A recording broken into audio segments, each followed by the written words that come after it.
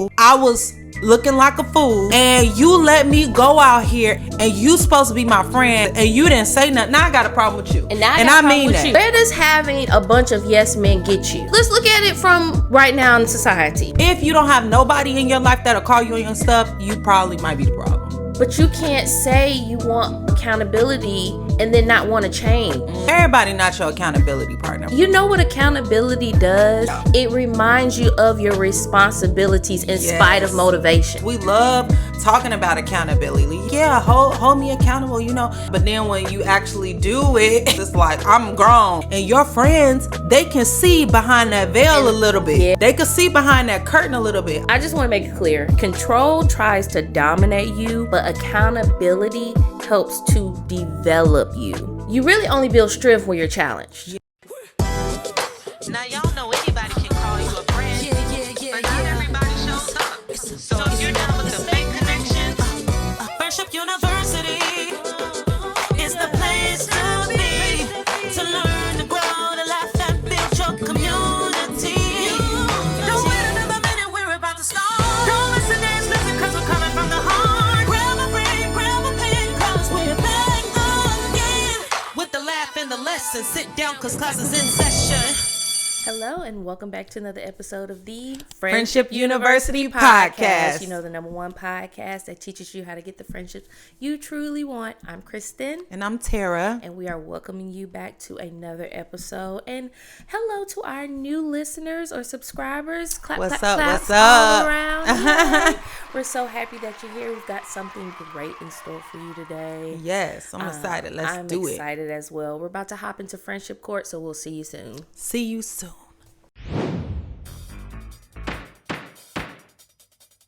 Welcome back. We are now in Friendship Court with the Honorable Judge Tara presiding. Judge, how are you doing today? I'm ready to judge. And judge you shall. Let's hop into it. With the plaintiff Cal bringing before you the defendant Michael in the charge of rejecting accountability. All right. So a little bit of context here. So stay with me. Let me know if you need me to repeat anything. Around 40 days ago, the plaintiff Kyle stopped smoking weed. He says the first 2 weeks were awful, but he managed to control himself during the worst of what he says were the withdrawal symptoms and is now pretty much okay. The bad feelings are gone and he's really happy to have made this decision. The plaintiff said he was supposed to be taking this journey with his friend, the defendant Michael, but Michael gave up a few days in. The plaintiff didn't get upset, but does admit he was a little bit disappointed since this was something they kept talking about for nearly a year and finally decided to take the leap. At the time of this decision, the plaintiff was living in another state and planning to move back with his now wife, and that was supposed to be the start of their sobriety journey. About 2 months after moving back, the plaintiff got married and the defendant was his best man. Prior to the wedding, the plaintiff asked the defendant not to smoke at the venue, but at one point during the reception, when looking for him for photos, they found him outside smoking. The plaintiff admits he was upset and told the defendant that obviously this is a problem if he can't go just one day. In spite of this, they continued on and had a pretty much good night. A couple of weeks later, the defendant invited the plaintiff to visit him, but the plaintiff told him he couldn't hang out. The defendant blamed weed, stating that the plaintiff was avoiding him because he doesn't smoke anymore. However, the plaintiff insists this is just not true. The plaintiff says that the defendant does talk about how smoking makes him feel more lethargic and even more anxious if he goes too long without it. Now, the plaintiff does admit that he doesn't think it's doing the defendant any good, but he says he's never pushed for him to stop, only stating the facts about what it does to him and offering the benefits he's gained by giving it up. The plaintiff doesn't feel the defendant seems to be handling his decision on sobriety very well. The plaintiff says the defendant has been telling him about weed on every single interaction, sends him weed pictures from time to time, makes jokes about it every day, and even told him that they shouldn't go on the road trip they planned to California anymore since he's no longer smoking. The plaintiff says when he speaks up or complains, the defendant says he's only joking and that's just what friends do. The last time they hung out, the defendant kept saying the plaintiff was trying to control him because he sent some helpful resources that he used when he first quit. The plaintiff would like to note the defendant did ask about these resources. The plaintiff's wife thinks he should talk to the defendant and fix the relationship, but the plaintiff says the truth is that he just can't stand talking about weed every day. He never thought weed was the only thing they had in common, and he feels all of this negative backlash is just because the defendant knows he should probably stop. The plaintiff says he's open to being an accountability partner, but he is an NA, and it does tell him to avoid people, habits, and situations that could compromise his sobriety. All the comments and accusations of control make the plaintiff feel as though the defendant just doesn't want to take accountability for his issues, and he just doesn't know what to do. So, in the case of rejecting accountability, how do you find the defendant? Well, this is a doozy. And here in Friendship Court, we've got to do our due diligence and give you the real. So, I truly think that the plaintiff did what was asked of him. They had an agreement to both stop smoking on that endo together. Mm-hmm.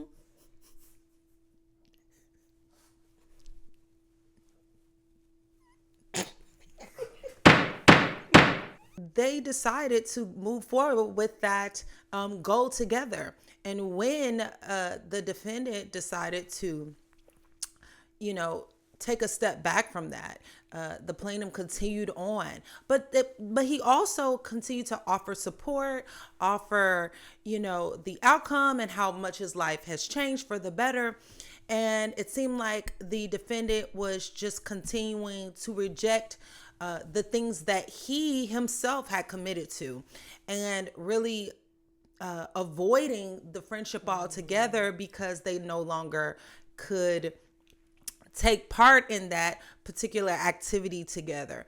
And so in the case of rejecting accountability, I would have to find the defendant guilty as charged. Guilty as charged. And I do sentence him to have a conversation with his friend about his behavior. Not that, anyone is rushing him to do certain things, but there needs to be a conversation had that he did do what he asked him to do, and he shouldn't be punished for that or avoided for that.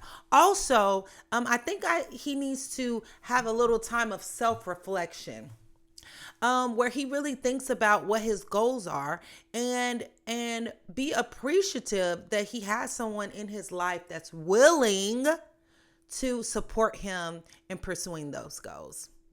And so that is my ruling. We don't want to see you back at Friendship Court. Court is adjourned. Now it's time to take out the trash, take out the trash, take out the trash right now. Take out the trash, take out the trash, trash, trash, trash, trash. Oh. Take out the trash right now.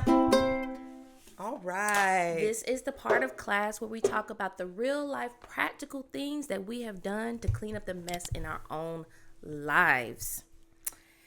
Today, you all, a wise creature, animal of sorts, once said, having fun isn't hard if you've got a library card. Yes, that's my song. We're talking about get that library card, okay? Let's just break it down here, okay? I know we think about the library, books, boring perhaps. No. Library cards offer so many different resources, and I'm actually really super happy. This is kind of one of the exciting things about social media, right? You get introduced to so many new things and you get information that you may have never gotten. We've seen a ton of people who have been advocating for all of your library cards can offer you. And, we've got people all over the world trying to save libraries and just different things like that. But a library card is way more than just your ability to get books. And the reason that I wanted to talk about this is because sometimes you're in stages of life and you just feel like, whether it's monetarily or energetically, you don't have it. And the easier you can make yourself give it access to it, the more inclined you are to do it. And so things like being able to go to the zoo discounted, or being able to go to museums discounted, or being able to go to national parks discounted, all come with the library card. You can get discounts. I know particularly in my city, there are several perks. You can get discounts on transit passes. Sometimes it's free in some cities if you have a library card. So you can get into these museums and just open yourself up to a world of possibilities that you may have never thought were possible, before. So to kind of talk about it a little bit, a couple of other free perks beyond books that you can get. You can get access to premium streaming services like Canopy or Freegal. These offer tons of movies. Some, are indie. Some of them you may have heard of. They may have titles before. Some of them actually have the movies to some of these books, like popular books that we know about that have been turned into film. So you get free access to that. Some library cards give you access to free LinkedIn Learning. So if you are trying to, get certified or pick up new traits or tasks or different things like that, you can utilize that. You can get access to language apps like Mango for free. So if you're trying to pick up a new language, I know a lot about the library perks in my city. You can get access here and as well as other places to certain tools, like even for building, and you can get access to free 3D printing and recording studios at certain libraries with certain library cards. And then in DC, you do get access to the Washington Post for free online. You also do get access to the New York Times online for free when you have a library card. So those are just a few key things. You also, obviously you can go to the library, you get access to free Wi-Fi. If, you're finding that maybe the Wi-Fi isn't strong at your house or you don't currently have access to it. Maybe technology wise, your computer's down, you don't have access to certain tools like that. You can go to the library and use that. They have printing, they have study rooms that you can rent out.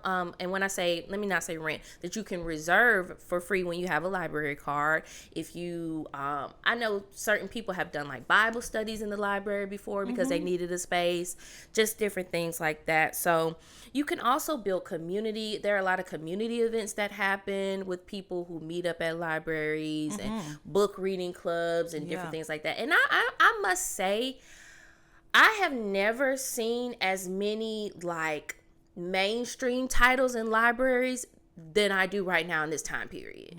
You know what I'm saying? Back in the day, you used to have access to a couple of books, and you know what I'm saying? Not, let me say a couple of books. It was a vast variety. But I see New York Times best-selling books that just came out maybe 4 or 5 months ago in the library now.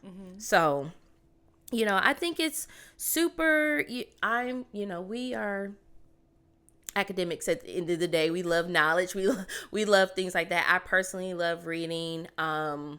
And I know for some people it can be how do you pick up a new skill? It's kind of just like any other skill you pick up. You just train yourself to do it. It's never too late for you to pick up reading as a hobby. My suggestion obviously is to try and start with things that are engaging to you. If you like certain genres, maybe try to read those kind of books first to get yourself acclimated to reading, and then you just train yourself, and then it just kind of becomes habit from there. So get that library card. Free access gives you access to all of the libraries in your community. Now, don't be like me and get library cards multiple places, because you're actually not supposed to do that. But I do. So but yeah, so get out there, get your library card, because having fun isn't hard if you got a library card. And that's this week's Take Out the Trash. Classes in session.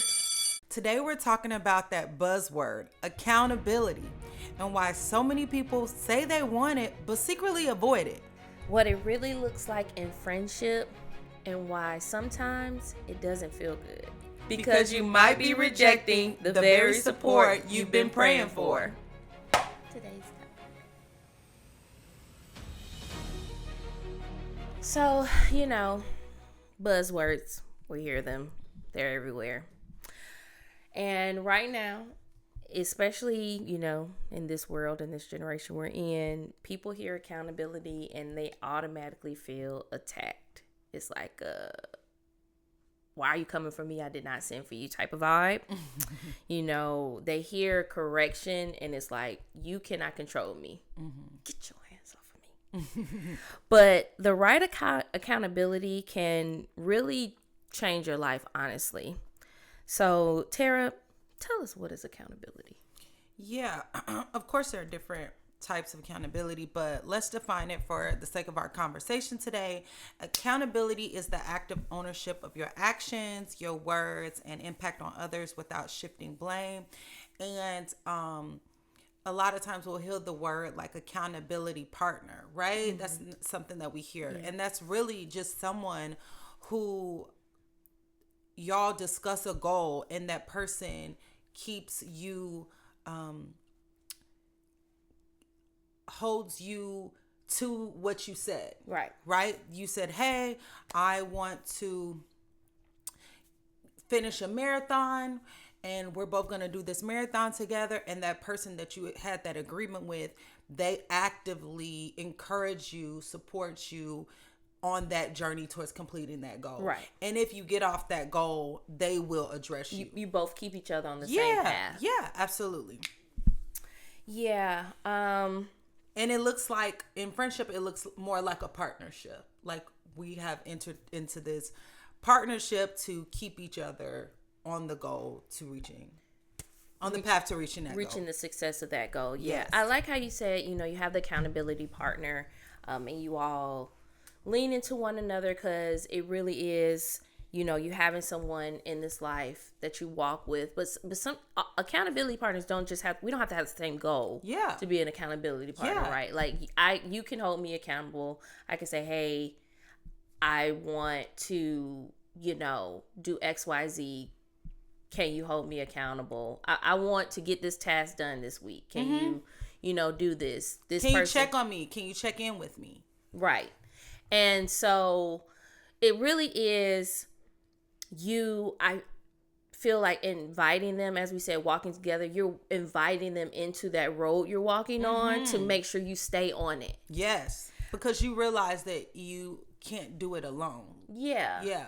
I mean, I think having someone or, people who can help remind you of your goals, help you stay on track, help you sometimes even remember your purpose. Like it could be you.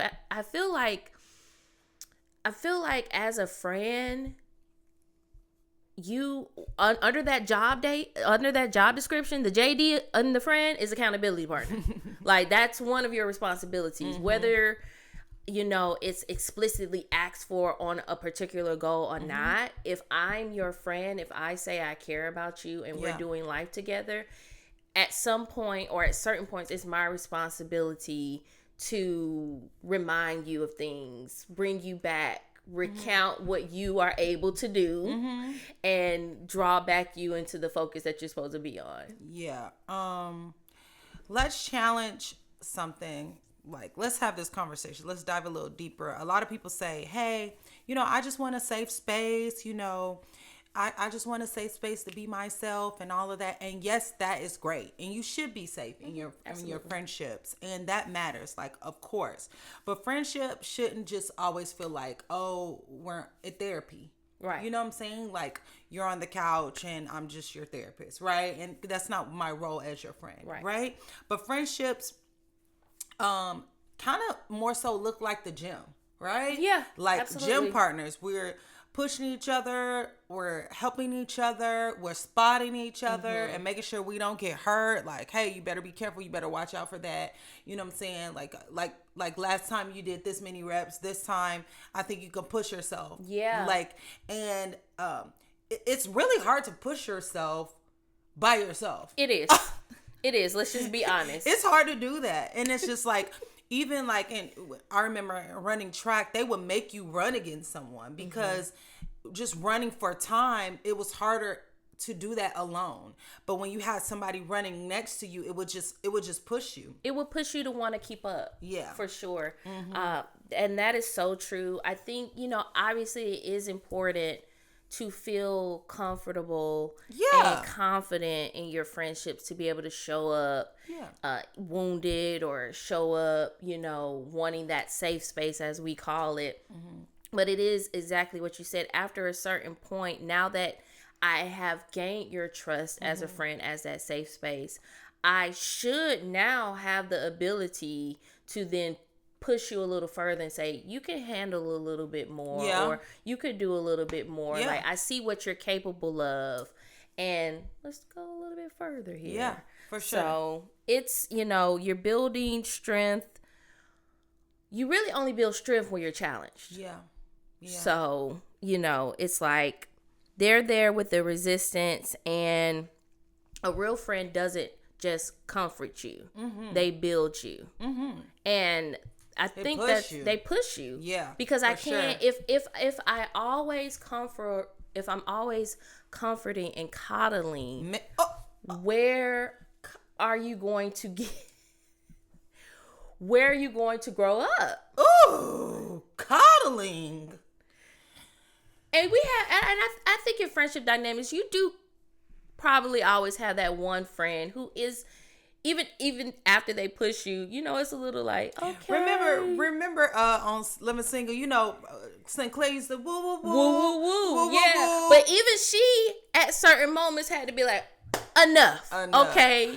But who was the friend that was gonna tell you like it is? It was Khadijah. Or really Maxine. Max. Yeah. She was harsh. She was like gonna tell you what it is. But you need that balance. You need somebody to just be like, all right, now you playing. Yeah.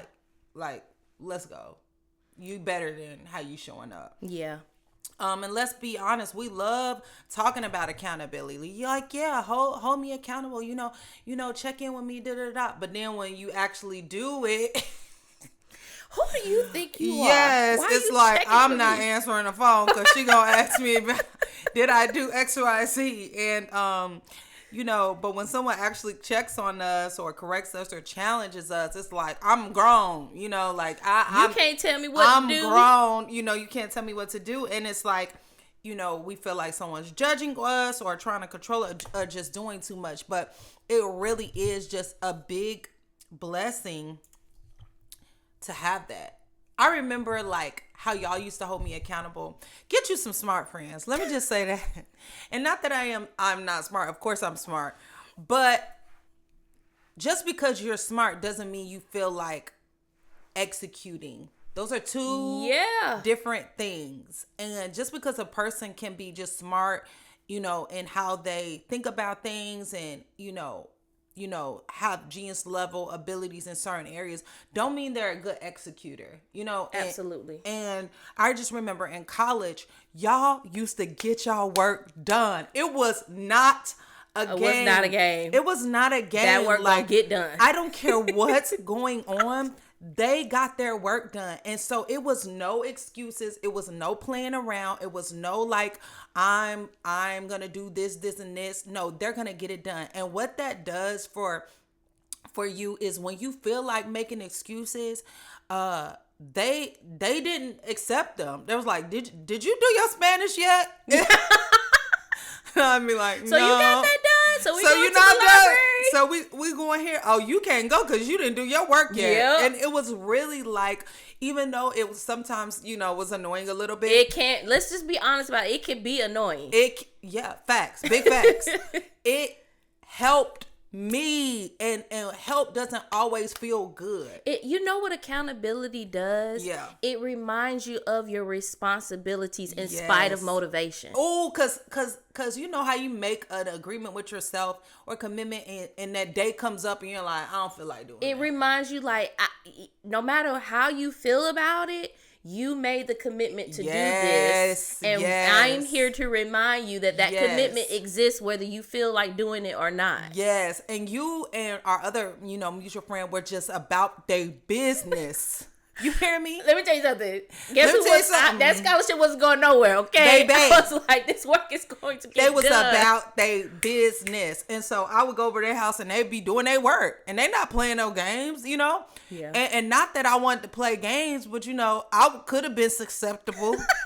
I could have been susceptible to some games being played. We like to have a good time. But it was like I loved, and what I admired about you is the way you prioritized your life. It was like, I like to have a good time, but baby, we're going to get this work done first, and then we're going to have a good time. And so, whereas, some of us that we just want to have a good time when we want to have a good time, and I'm doing my work when I don't feel like doing my work. It was just like not a game, Yeah. It was like that delayed gratification. Yeah, so absolutely. I loved and appreciated just your discipline, and it's amazing, how the discipline and the way a friend handles themselves can influence you, and vice versa. Absolutely. And we just think it's just so arrogant of us to think we can't be influenced. Of course you can. That is the nature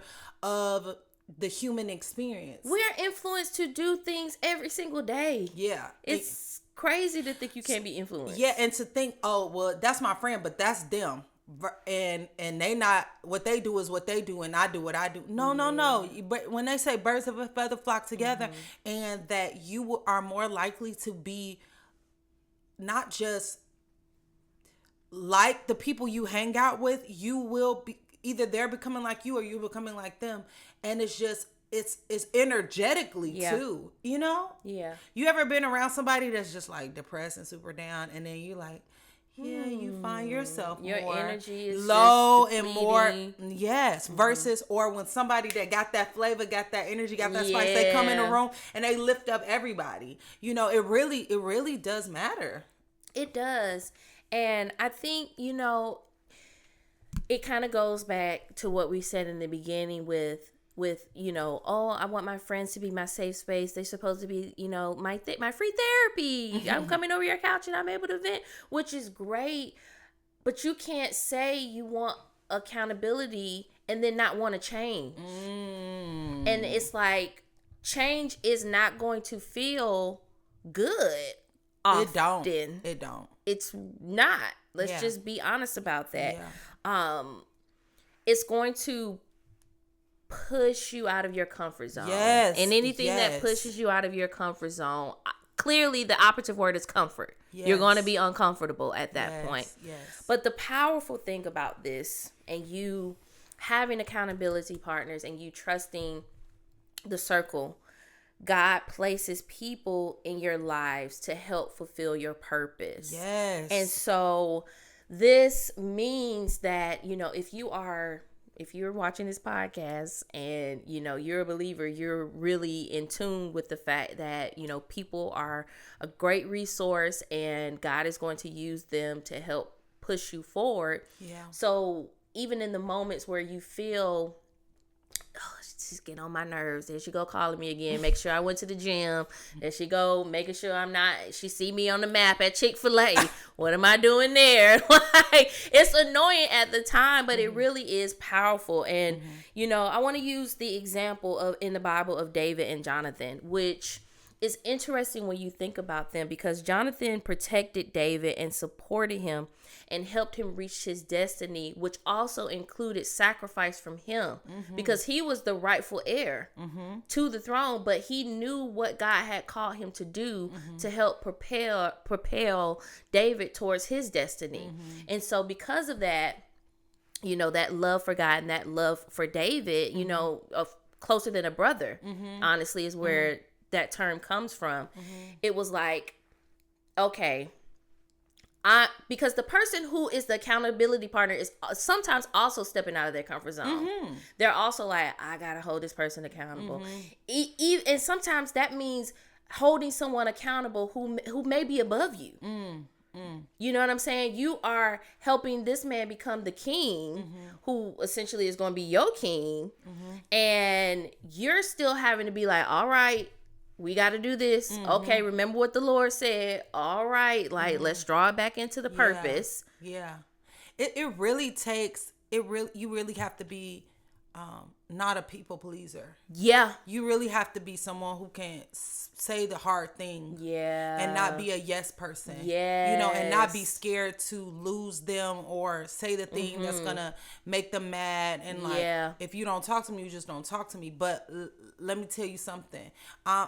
You're gonna leave me and you're gonna look back on our relationship and you're gonna know I gave you the truth in love. When the Bible says speak the truth in love, I spoke the truth in love. And what you decide to do with that, that's your business. But I said the things that you needed to hear so you can make the right choices. Now, if you don't want to be around somebody who's seeing you for who you can become and speaking to the greatness in you, that's on you. And maybe you just want somebody just to play around with all day. You know what I'm saying? But at our big age and as you growing in life, it's like, I don't need nobody to just play with me. I don't like, I really don't. I mean, let's just pause right there. Where does having a bunch of yes men get you? Let's look at it from right now in society. Yes. Think about all the people who just had yes men around them that weren't holding them accountable. That wasn't like, hey man, you probably shouldn't be doing that. Yeah. That's probably not a good idea. Where are they now? They off course. It really reminds me. Now y'all gonna judge me, but of that scene in the Temptations when the group members came to David Ruffin and it was like, man, you missing rehearsals. Like, we about to get this money. Like, we have a name to protect. Like, we're greater together. Like, we're in this group together. And he said, didn't nobody come to see you, Otis? Nobody's bigger than the group. And he starts to attack Otis, but they're really just trying to save him. Yeah. And they're really just trying to keep him. And, he's with, what's his name, Lim or something. That's really, his pusher and everything and telling him everything he want to hear. And you know what? You the group and they need to call. They coming to see. They need to call it David Ruffin and the Temptations and all this and pumping his head up. And it was, and really, he really got kicked out the group and lost what he always wanted. The group didn't just, obviously it was like, okay, yeah, we're a group and you're not handling your responsibilities, but they were also worried about some of the vices he had picked up and like how he was endangering himself. And so they were willing to, because obviously they knew he was singing. Like, he was bringing out voices, but they were willing to, like, risk approaching him and saying the hard thing. Yeah. With whatever backlash came with that. Right. Like, ain't nobody coming to see you, Otis. Right. So. Nobody's bigger than the group. I'm the best thing that ever happened to this group. Okay, you know what I'm saying? So, a real friend really will wound you with truth before they let you destroy yourself with lies. Yeah. And that and that takes courage. It takes that's love, really and truthfully, when it boils down to it. Like, I can't be fearful of the backlash because I care about your well-being too much. And I just want to share this scripture that kind of ties into that reality. Proverbs 27:6, which says, faithful are the wounds of a friend, but the kisses of an enemy are deceitful. And what that really means is who love you and come to you with correction, those wounds are meant to grow you and change you and make you better. Whereas if you are just accepting the praises and the adoration and the yeses from people who really don't mean you any good, who really just want to use you, who want to, that is going to lead you into the wrong path. It's going to, it's not going to take you where you need to go, because there's always going to be a hidden agenda of why they're willing to let you pretty much destroy yourself. Self-destruct and watch you do it. Right. That's not love. That absolutely not. Right. So real friends, obviously are going to check in on you. They're going to hold you accountable. And they're not doing it to control you, but because they genuinely care about your direction. And they protect you. That's a form of like protecting your friend when you are willing to tell them the truth. Like, hey, I see you going down a wrong path. I thought you said you wanted to go do well in school this year, but you haven't been studying. You haven't been, you've been partying a lot. Like, you just out here outside. But can we talk about how sometimes accountability can and will show up without you asking for it? And that's what's supposed to happen. Right. People who care about you are supposed, like, even if you didn't tell me you wanted to do good in school, like, we never had a conversation about grades or anything in school, but I expected you in my circle to show up. You my friend, you gonna have to step it up a notch. But you want to know why? Because I'm looking at a young lady who I know is smart. It's you got the brains for it. You have the aptitude. I didn't have the organization. Can we call it a thing? We can work on that, and that we can. And so now I can step in, and we can be held accountable. Maybe now we do work in a group. This is so good because I feel it. I feel it coming up. There it is. Because God will send you somebody who's better than you at something and that has something that you need. Please. And so instead of you being like, who does she think she is? Like, or jealous or envious or just stupid about it. Not calling you stupid, but we can act stupid. God sent you somebody with the gift that you need support in. So she was like more organized than me. Like her life was like a well-oiled machine. I had the goods, but it was disorganized. That's true. Let's call a thing. And I'm not ashamed. Like, listen, I had multiple gifts, but it just was not organized. And just being around her, I was able to pick up some of the things. Okay, she do it like this. Okay, she makes sure she get her work done. She prioritizes this. Those were not my strengths.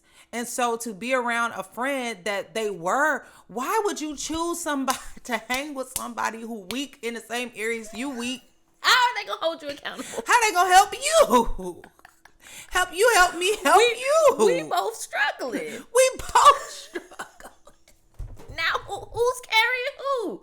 And it's not to say sometimes you will, y'all can limp together, but it's like no. At some point somebody is going to exhibit a more strength in the area. Even if you're just let's say you have your workout buddy. Eventually somebody's gonna probably get a little stronger and be like, okay, we can push it to the next level. Okay, we can do this. I call you out on stuff, you call me out Absolutely. on stuff all the time. And so I was able to see, okay, she does it like this, she does it like that. That was helpful to me. Yeah. You know what I'm saying? Like, that was like a blessing to me. So it's just funny. And it's not about them trying to show you up. Like, that's an easy thing to be like, well, she do too much and she just trying to like show off. And no, this is who she is. She's not trying to show off. She's just organized. She just prioritized her life. She has a planner. And I've been called too much by many people. Calendars and planners. And it didn't change You me. need that. It helped. And can I just say, now that I'm thinking back on it, it wasn't in the moment. I wasn't thinking about it like. You were just being you. I was just being me. You were just being you. But also, too, it was like, because me being me enabled her to step up in the area of making sure that she got her work done. But I didn't see it that way. For me, it was just a circle of us all getting what we needed to get done, which also was encouraging to me to keep going. Yes. So it's like a circle. The accountability, when it works the way that it's supposed to work, it's supposed to flow through everyone. Because you're not always going to be strong every day. Right. Maybe you're going to have a weak day. And then maybe because of what the seed she planted in me, she'll come back and be able to, benefit from those seeds later on. And so it just really was great to have someone that helped me become better. You know what I'm saying? Sometimes you could be the one in the group that got it together, and everybody else, you know, you're the strong one. Yeah. And that's not really always helpful to you. You need somebody else that can help you in an area. In good friendships, y'all do that for each other. In one area, one is strong. In another area, the other one's strong, and y'all help each other come up. If you're willing to receive the help and not be intimidated or in competition with what the gift somebody has. You understand what I'm saying? And so a real friend helps you win even when it's uncomfortable. Like, they tell you what you need to hear and not just what you want to hear. Like, it would be times she'd be like, did you do what you need to do? I was like, but I got church and I got school and I got to work and you don't know what it's like. And I could do that, but she's like, okay, but still, you still gotta, you know, one day you're gonna have multiple things going on, business, yada, family, and you just gonna have to get it done. Life is not gonna stop. It's really not. And so, yeah, you need people who can do that for you. Who are not afraid to tell you the truth. Yes. You know, even when you don't want to hear it. Yes. Because we probably don't want to hear the truth more often than not. Let's just be honest. I kind of like to hear the truth. Cut me up. Now, you know, once you get a little bit more mature and acclimated to it, and you realize it's for your betterment, then you're a little bit more susceptible to it. But you know, you have to realize, like, they're telling you this to protect you. If I feel like it's coming from a genuine place, and I know you really want to see me succeed, you really don't want me down bad and now down. Yeah. You really want me to succeed, I can really receive it because I know you want the best for me. You know what I'm saying? I want you to, like, get what you desire. And that's kind of the mindset you have to have when people are, because we can sometimes feel like people are calling us out or exposing us.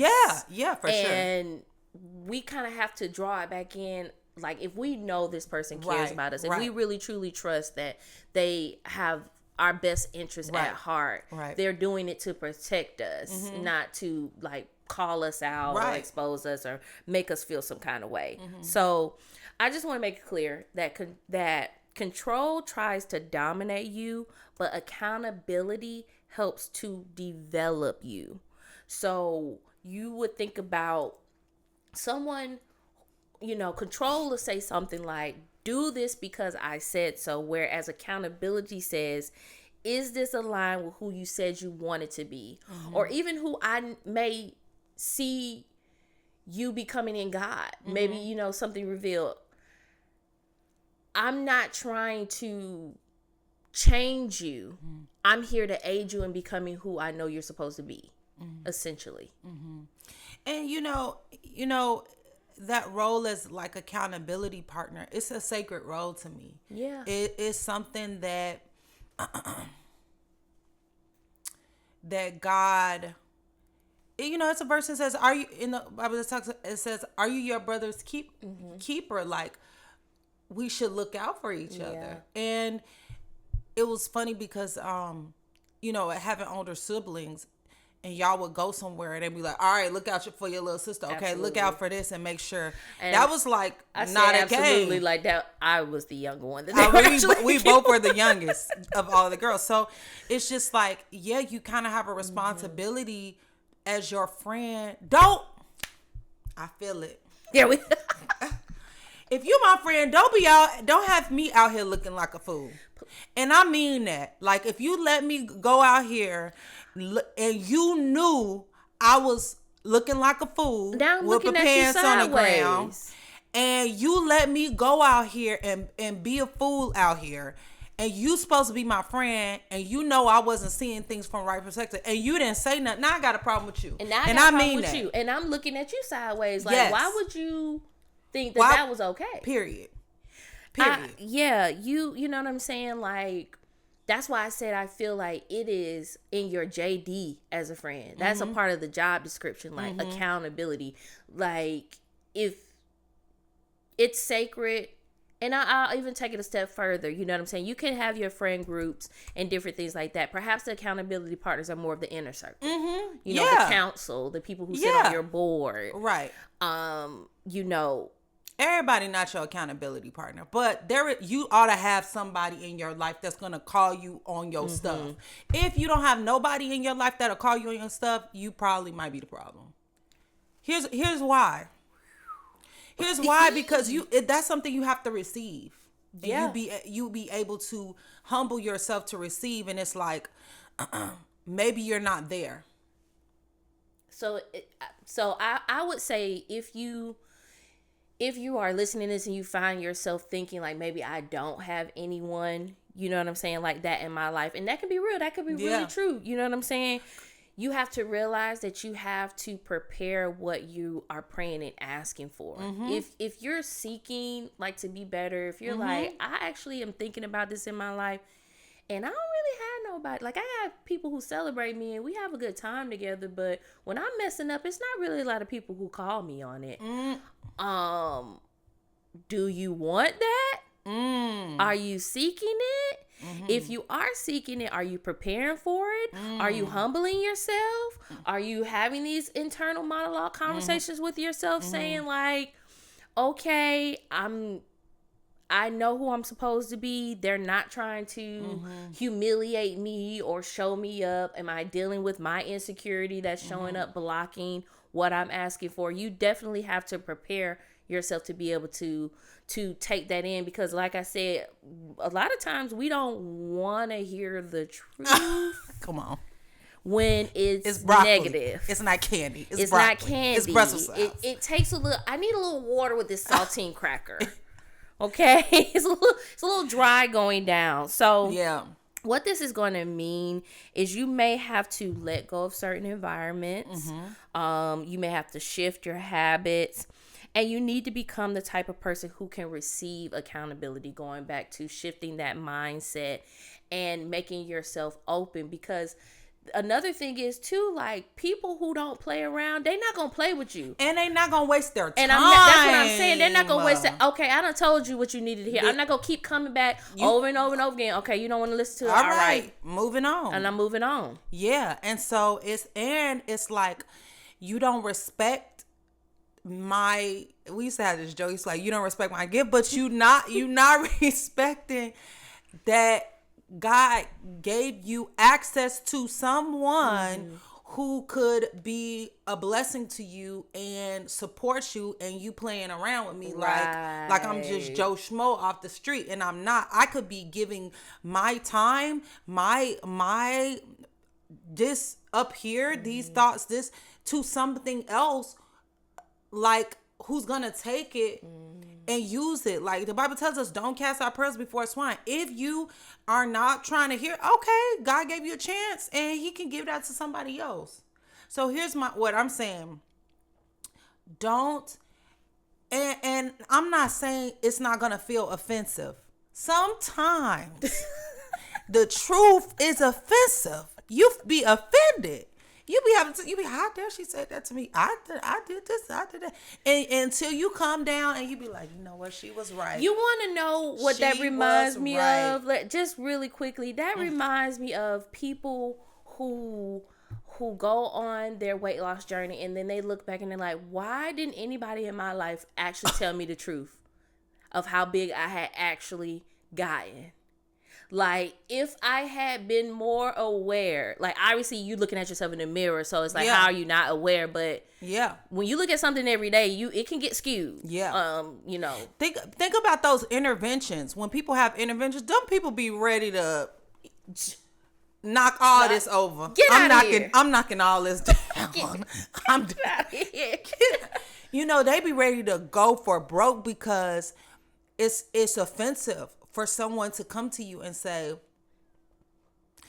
I think you're heading in the wrong path, and if you don't stop, you're gonna self-destruct. That's a hard thing to say, and it's even harder thing to hear. And it's even harder when you don't want to let it go. And it's like, it's not, these people, if they didn't love you, they didn't care. They would just let you self-destruct.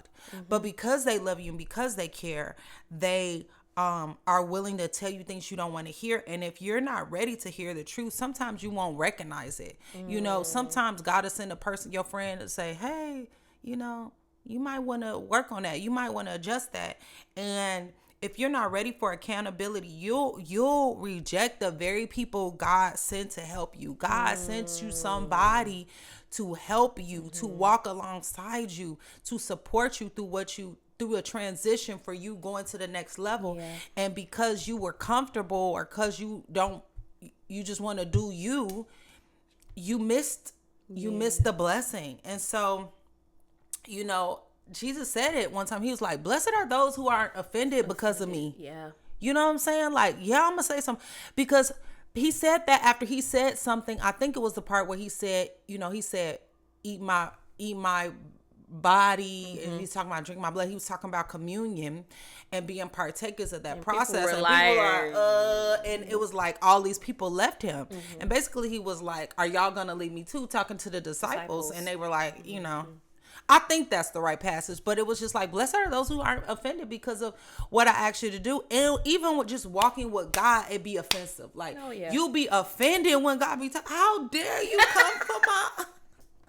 I like that. I didn't even ask you about that. First of all, I like that. What you mean? What you mean apologize? They don't deserve no apology. And God is like, yeah, but I'm asking you to do it. So it's just like this is spiritual. Like, you have to be and develop yourself spiritually to be able to receive accountability, because your flesh don't want no accountability. Your flesh want to be sneaky. Your flesh want to do what it want to do. Your flesh want to be a liar and present yourself one way, but behind the scenes you're a totally different way and play the role. But the spirit is demanding that you be who you are on the outside, that you are on the inside. Like, you be one person way, all the time. Yeah, not double-minded. Minded. The Bible says a double-minded man is unstable in all his ways. And it's like, and your friends, they can see behind that veil a little bit. Yeah. They can see behind that curtain a little bit. I thought you said you want to get married, but I think you out here. You got 20 boyfriends. Now, I thought you said you wanted to settle down. You said this was your year. But and how many times do we see that exposure though online, where it's like you saw someone who seemingly had this life one way, and then it comes out the people who were closer to them were like, y'all have no idea who this person was behind when this camera go off. Yeah. And it's just like, God is interested in you actually not just looking good, but being good. Yeah. And so, and we'll talk more about that in another episode, but it's just like the only way that we're able to do that, we have to have people in our life that's going to challenge us and say the hard thing and be present and not be afraid of us.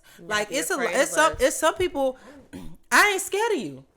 And if you feel like you gon', well, I'm not finna talk to her. Well, don't talk to me then. Yeah, not having ulterior motives of being scared of losing what you bring to the table. Right. Because maybe there's access with you. Maybe, you know what I'm saying? That's why people, with money and accolades, it's so hard for them to have a real friendships because they have money and pokertude and all of that, and the people don't want to lose access to what they have, so they will just tell them whatever.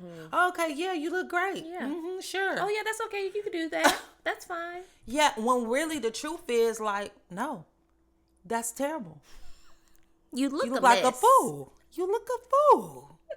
A mess. But you don't want to lose that, and it's just like, well, I don't want to be around him because he be telling me I look, that ain't right, and everybody else think it look good, right, fellas? No. Y'all just self-destructive. Yeah. So at the end of the day, you really just need to lean into it and not run away from it. Yes. And I think, another common thing, we talk about authenticity, and there are a lot of common things here, But another common thing I'm recurring is leaning into the heart. Like the more you lean into it, like The we heart. just said, it becomes easier. Now, Yes. as we seek accountability, as we seek out the truth. Now, don't get it twisted. There's still some truths out here, and I'm like, now, why would you say All that the to time. me? All the time. I I'm didn't like, even want to dang. hear that. But Dang. it does become easier because you have positioned your mind and positioned your heart to be open to receive that which makes you better. Yeah.